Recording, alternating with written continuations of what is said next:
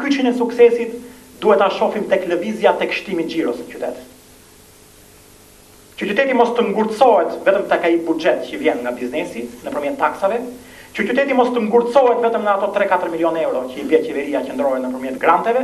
por qyteti të përfitojë më shumë nga turizmi, duke e bërë qytetin më të prekshëm, më të arritshëm, më të kapshëm nga lëvizja,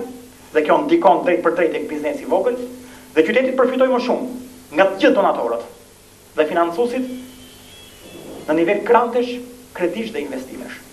Në pas një skeme që do të luftoj në mënyrë të padiskutueshme informalitetin,